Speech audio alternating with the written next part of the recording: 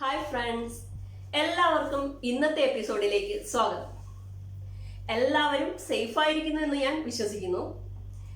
ഇന്നത്തെ നമ്മുടെ ടോപ്പിക് എന്ന് പറയുന്നത് BEd ട്രെയിനിങ്ങുമായി വളരെയേറെ ബന്ധപ്പെട്ട് കിടക്കുന്ന ഒരു ടോപ്പിക്കാണ്. ഇപ്പൊ നിങ്ങൾ എല്ലാവരും ചിന്തിക്കണമെന്നുണ്ടാവും അല്ലേ, എന്താവും ആ ടോപ്പിക് എന്ന്. എന്നാൽ നമ്മുടെ ടോപ്പിക് എന്ന് പറയുന്നത് മാർക്കറും ചാർട്ട് പേപ്പറും. BEd ട്രെയിനിങ് അല്ലെങ്കിൽ TTC ട്രെയിനിങ് ഒക്കെ കഴിഞ്ഞവർക്കെല്ലാം അറിയാമായിരിക്കും ഇത് BEd ട്രെയിനിങ്ങിന് എന്തുമാത്രം അത്യാവശ്യമുള്ളൊരു കാര്യമാണ് അല്ലേ. എന്തുമാത്രം പ്രോജക്റ്റുകളായാലും എന്തുമാത്രം ചാർട്ട് വർക്കുകളായാലും നമ്മൾ എഴുതിയിട്ടുണ്ട് ചാർട്ടും മാർക്കറും ഉപയോഗിച്ച്. അപ്പോൾ നമ്മുടെ ചാർട്ട് പേപ്പറിൽ എങ്ങനെ മാർക്കർ ഉപയോഗിച്ച് ഭംഗിയായിട്ട് എഴുതാം, അതാണ് ഇന്ന് ഞാൻ നിങ്ങൾക്ക് കാണിച്ചു തരാൻ പോകുന്നത്. എല്ലാവരും റെഡിയല്ലേ വാച്ച് ചെയ്യാൻ? അപ്പോൾ നമുക്ക് ചാർട്ട് പേപ്പറിൽ എഴുതുന്നതിനായിട്ട് തുടക്കക്കാർക്ക് ഫസ്റ്റ് നമുക്ക് ഇതുപോലൊരു 3 ലൈൻസ് ഒക്കെ കൊടുത്തിട്ട് സ്റ്റാർട്ട് ചെയ്യാം. അപ്പൊ ഞാനിവിടെ എഴുതാൻ പോകുന്നത് ഇംഗ്ലീഷ് എന്നാണ്. ഓക്കെ, ഇങ്ങനെ ഒരു 3 ലൈൻ ഒക്കെ കൊടുത്തു കഴിഞ്ഞാൽ നിങ്ങൾക്കത് ഒരു സ്ട്രെയിറ്റ് ആയിട്ട് എഴുതിയെടുക്കാൻ പറ്റും. പിന്നെ മെയിൻ ആയിട്ടുള്ള ഒരു കാര്യമുണ്ട്, അത് ഞാൻ നിങ്ങൾക്ക് ഇപ്പൊ പറഞ്ഞു തരാം.